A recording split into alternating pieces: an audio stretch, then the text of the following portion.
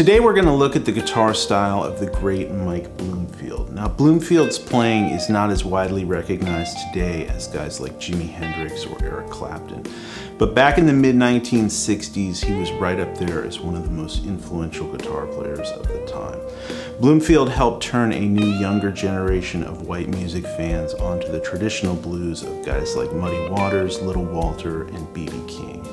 Today we're going to learn a few of his signature guitar licks taken from this album, Fathers and Sons. This is an album that Bloomfield, along with longtime collaborator Paul Butterfield, did with Muddy Waters in Chicago back in 1969. And we're specifically going to look at this great slow blues called Can't Lose What You Ain't Ever Had. Let's get into it.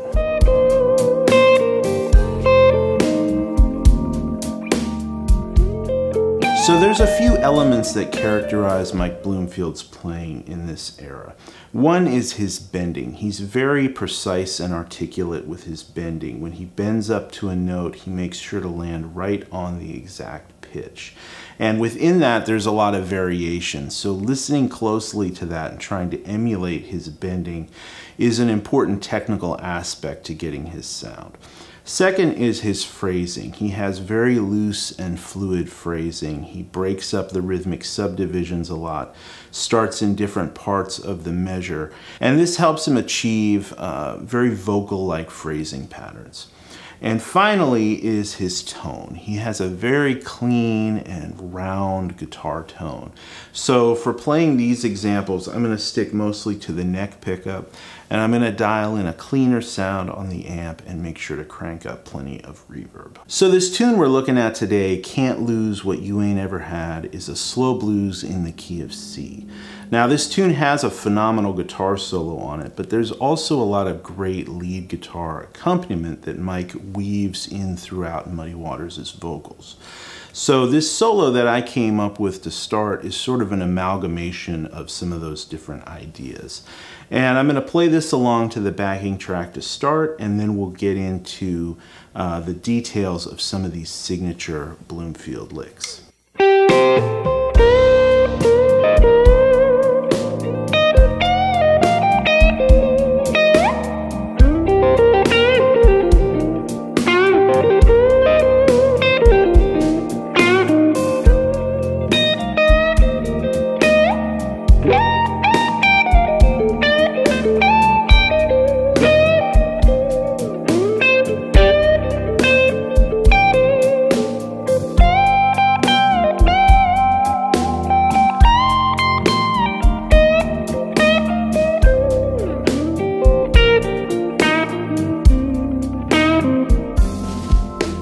So the first thing I want to talk about is a signature of Mike's that he uses in this solo and all throughout his playing, really. This is one of the most recognizable things to me about his sound. And this is where he bends up to the root on the B string, and then while holding that note, grabs the minor third on the high E string, something like this.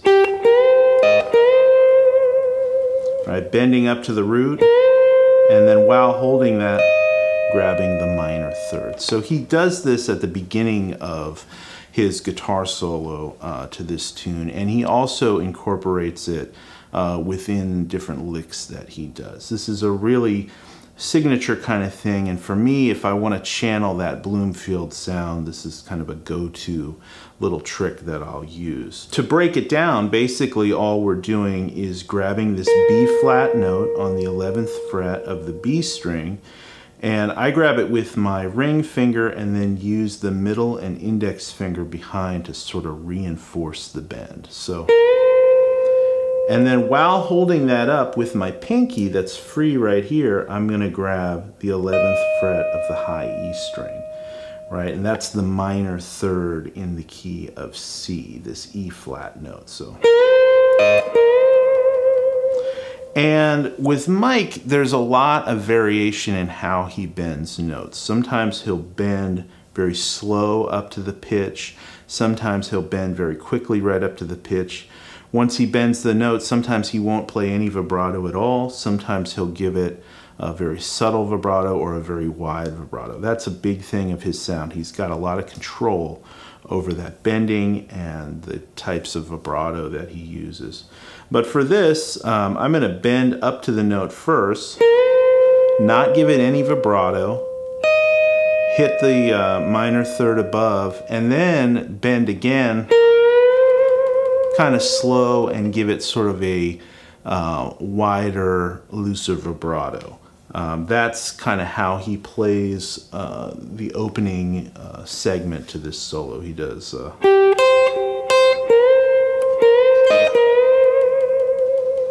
right, that kind of thing. So now I'm going to play along to the backing track again and do another solo where I'm going to use this type of technique to sort of establish a motif that I'll return to throughout the solo. So this is the way you can kind of practice these things. You take these little small fragments and little ideas and then use them as a catalyst to create your own solos.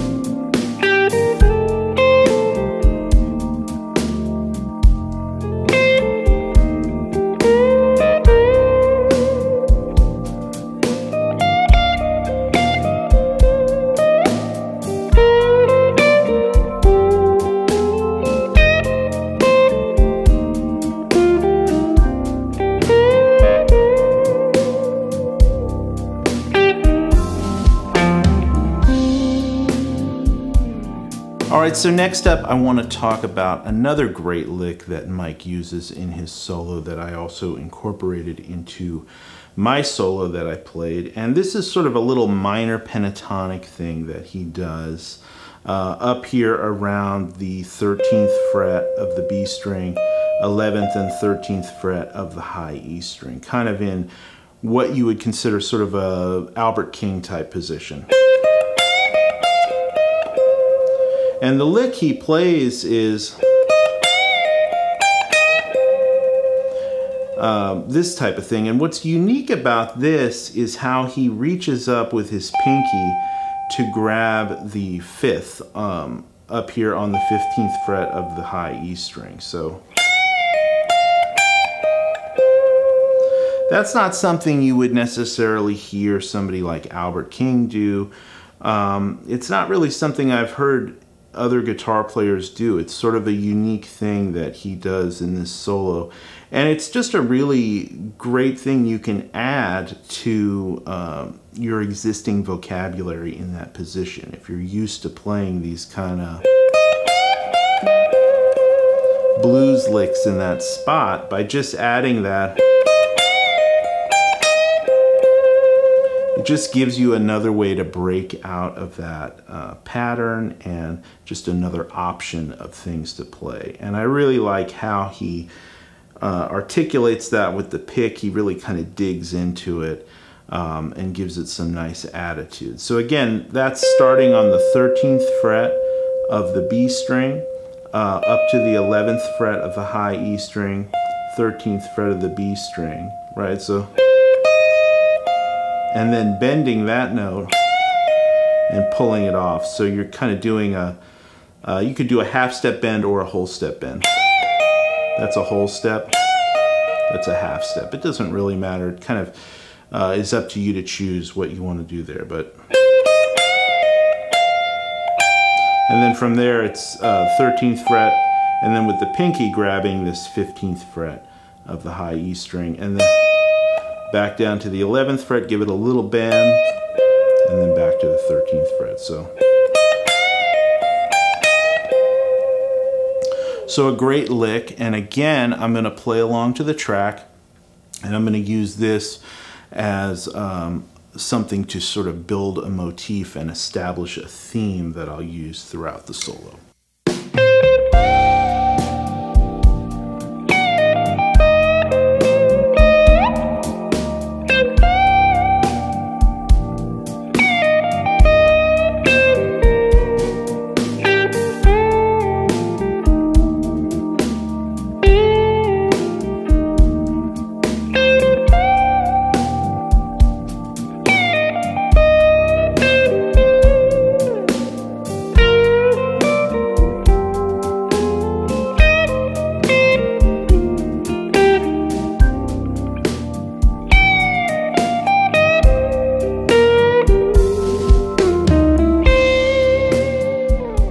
All right, so the third and final thing I want to talk about is something that Mike does a lot that you also hear from players like B.B. King or Albert Collins. And this is the idea of using the major sixth along with the minor third in their lines. So this major sixth and minor third gives you this tritone sound, which is a really cool sound to use in the blues, you know, especially if you're used to playing minor pentatonic blues licks. Things out of that kind of box shape. If you add the sixth in there instead of the flat seven, you get this cool sound with this tritone.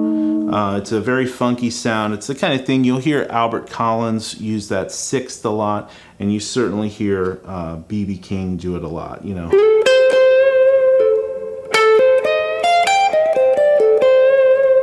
Things like that. And Mike certainly uses it a lot too. One of the licks he plays, sort of an accompaniment lick in between the vocals, is this kind of thing where he does this. So he's bending up from the 11th fret, up a whole step, and then grabbing the root. And then instead of coming back down the minor pentatonic, like, he grabs that sixth. So there's that tritone right there, the sixth and the minor third. And you can end on the sixth too.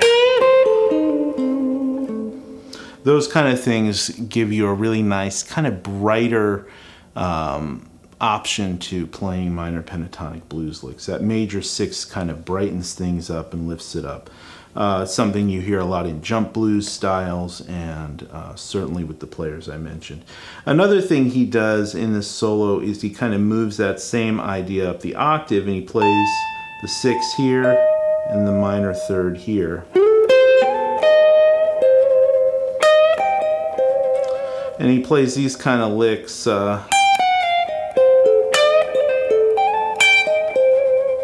Right, just that right there with the sixth, the minor third to the root. And there's the sixth, an octave down.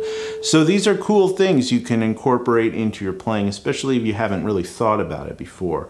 If you're used to playing strictly in kind of a minor pentatonic tonality or a major pentatonic tonality, by combining these things together, using the minor third from the minor pentatonic, the major sixth from the major pentatonic, you get a really nice, cool, brighter kind of sound, which is really a signature of guys like B.B. King, and then gets reinterpreted through guys like Mike Bloomfield. So again, I'm going to play a solo along to the backing track, and I'm going to really lean heavily on this sound of the major sixth and the minor third.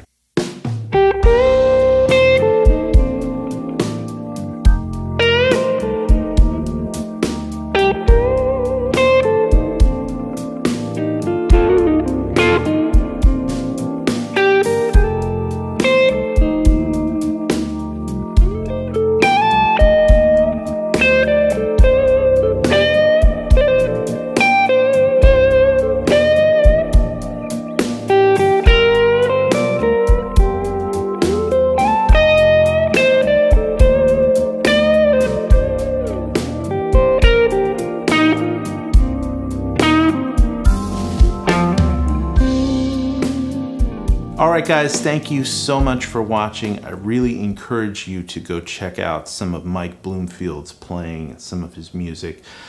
His records that he did with Paul Butterfield are fantastic. His solo work, the Super Sessions album with Al Kooper, are all fantastic. My favorite record is probably this Fathers and Sons record. It's a fantastic all-around blues record. Incredible band, incredible songs, and Mike really plays some great guitar. So if you're not familiar with Mike Bloomfield's playing, please check it out. And if you are, hopefully you got some cool licks from this lesson. to help you kind of get closer to dialing in that sound. As always, thank you for watching. I'm going to post all the tabs for the different solo examples up to my Patreon page, so go check that out. And until next time, happy practicing. Take care.